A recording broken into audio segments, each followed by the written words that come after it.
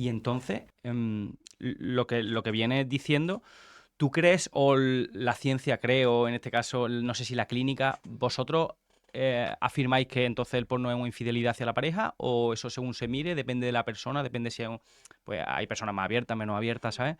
¿Existe consenso al respecto? ¿O directamente no entráis por ahí y es un tema más irrelevante? Vamos. No es que sea irrelevante, ¿no? Porque evidentemente cuando a una persona sí que esto le influye y lo vive de esta manera, sí que lo intentamos tratar bueno, solucionar, acompañar, ¿no? Creo que sí que no hay un consenso científico en cuanto a que esto, hay datos científicos que digan que la pornografía se vive como una infidelidad, pero sí que a nivel evidencia clínica, y lo que podemos ver es que en muchas ocasiones cuando sí que los pacientes vienen con parejas, la pareja percibe, ¿no? Y explica que sí que lo viven como una infidelidad. Al final, a nivel de distorsión que provoca la pornografía en las imágenes que uno consume, ¿no? Te está enseñando una realidad de lo que es el sexo que no concuerda luego con la realidad que tú vives en una relación sexual, ¿no? Entonces, en muchas ocasiones sí que la pareja lo vive como que el consumidor de los dos le está poniendo pues los cuernos, ¿no?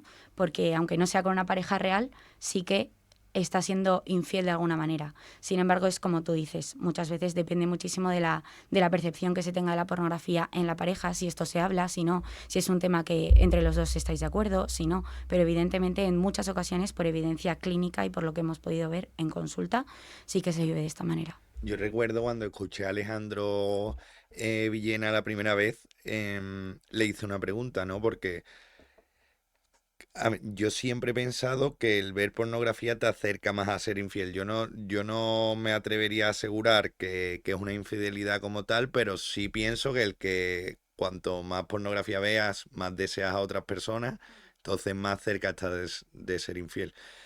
Y le preguntaba, y también me gustaría saber tu opinión, si hay datos al respecto de que los adictos a la pornografía son más infieles que los que no la ven nunca. Ujú. Bueno, de hecho, más del...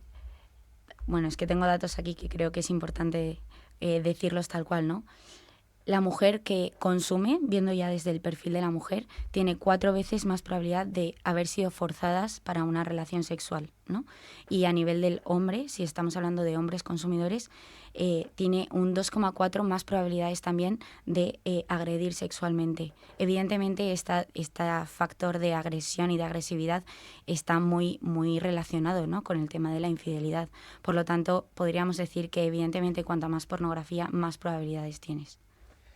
Y hablando también de ciencia, ¿cuáles son lo que vosotros veis o lo que los papers científicos están viendo como lo que es más preocupante? No sé si es lo que más preocupa a día de hoy a nivel pornografía es que los niños la vean, ¿no? Que cada vez el acceso a internet, bueno, y por lo tanto el acceso a contenido de ese tipo es cada vez más precoz, ¿no? No recuerdo si dijo también Alejandro en su charla que con 8 o 9 años, ¿no? La primera vez.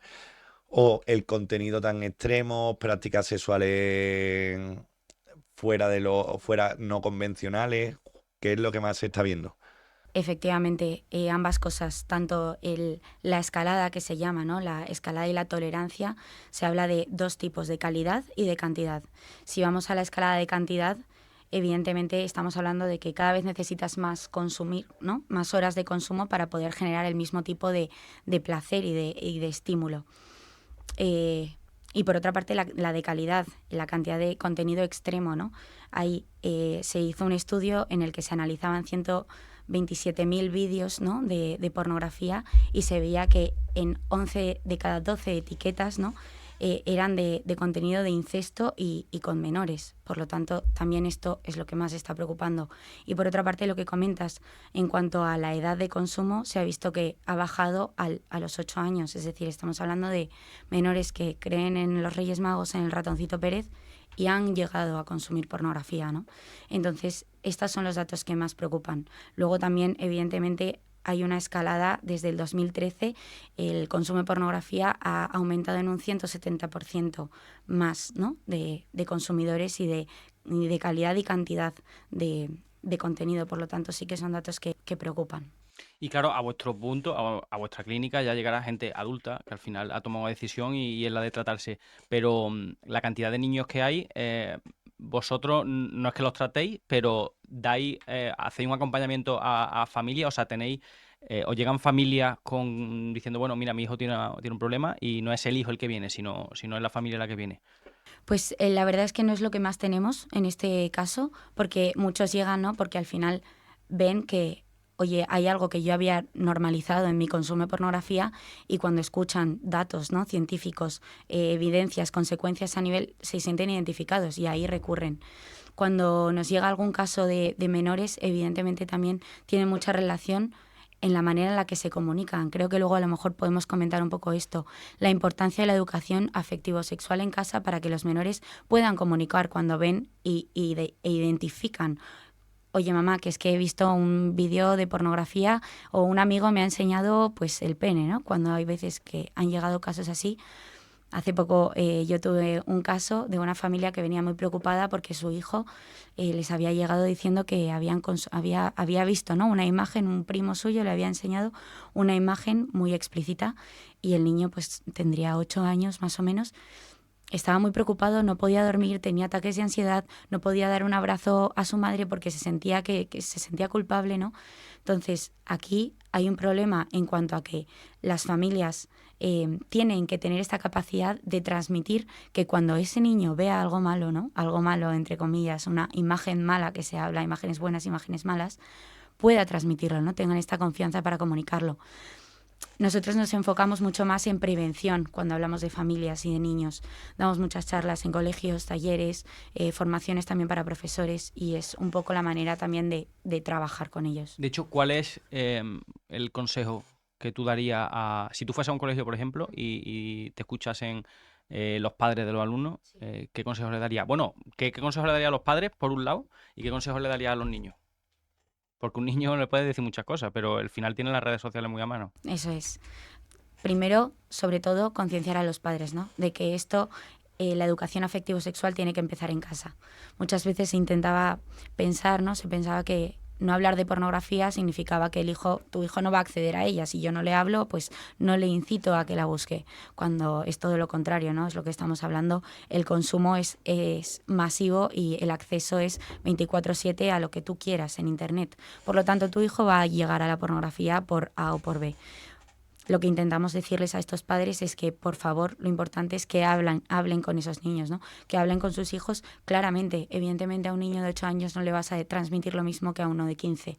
Pero sí que es importante ir inculcando, ¿no? Este valor de lo que es la sexualidad, la afectividad. Y también los niños aprenden mucho del ejemplo, ¿no? Lo que hablaba Bandura, ¿no? Del modelado.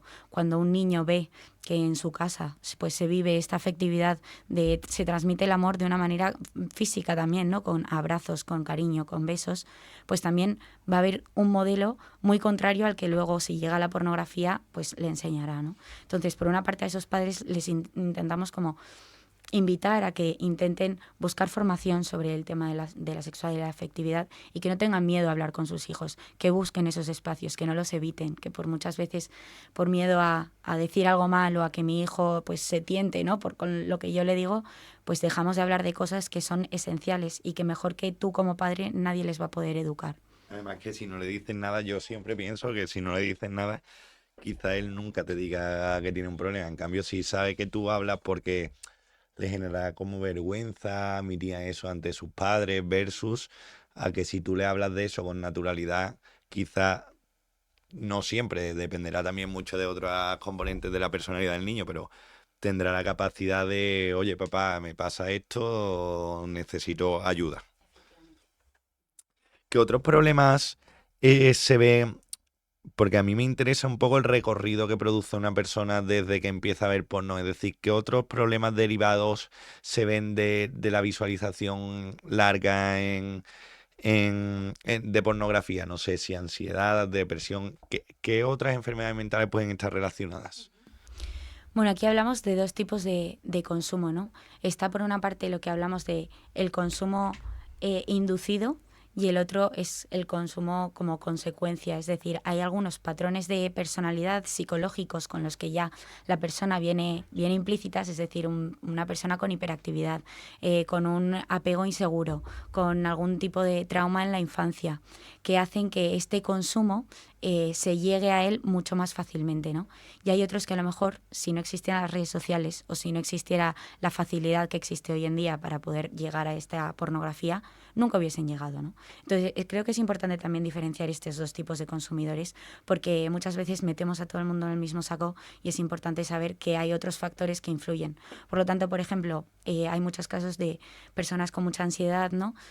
Trauma, lo que os comentaba, de traumas en la infancia, un apego inseguro, apegos evitativos que necesitan, ¿no?, la pornografía como un regulador emocional. Es un poco el pez que se muerde la cola, porque cuanto más consumo, más me regulo, pero cada vez voy a necesitar más contenido de más calidad y cantidad para poder producir el mismo efecto de, pues, de relajación, ¿no? Cuando estoy enfadado, pues consumo pornografía. Cuando estoy triste, consumo pornografía. Cuando he tenido un gran día, me merezco, ¿no?, consumir pornografía. Por lo tanto, es un poco, pues, el pez que se muerde la cola. Eso que acabas de mencionar es justo el discurso que tiene la gente que está enganchada a la droga. Generalmente dicen eso, que la droga se utiliza para todo. Cuando estás mal, pues tiras de droga, cuando estás bien lo haces para celebrarlo, ¿no? Cuando tienes una celebración, pues ya ni te digo, ¿no? Entonces, ¿vosotros le veis una conexión directa entre la pornografía y la drogadicción? Desde luego, es que se trata de otro tipo de adicción, ¿no? Ya la OMS en los manuales de la OMS aparece, ¿no?, el consumo de pornografía como un trastorno del comportamiento sexual compulsivo y el efecto que produce a nivel neurobiológico es muy similar al de las drogas. Lo que pasa es que aquí estamos hablando de sustancias invisibles. Antes la droga, ¿no?, la tienes que consumir. El efecto, lo que pasa también con las adicciones al juego, pues es algo que tú consumes, pero bueno, se parece más al tema de la pornografía. El efecto en el circuito de recompensa, el placer que produce y la dopamina que va generando y esta hiperestimulación y esta escalada, ¿no?, en cuanto a cantidad y calidad de consumo y sobre todo también en el tipo de efecto, ¿no? Cada vez necesito más y más y más para producir el mismo efecto, es igual al resto de adicciones, por no decir que bueno, ¿no?, que evidentemente pues tiene una dirección muy directa, una relación muy directa entre una y otra, sí. Y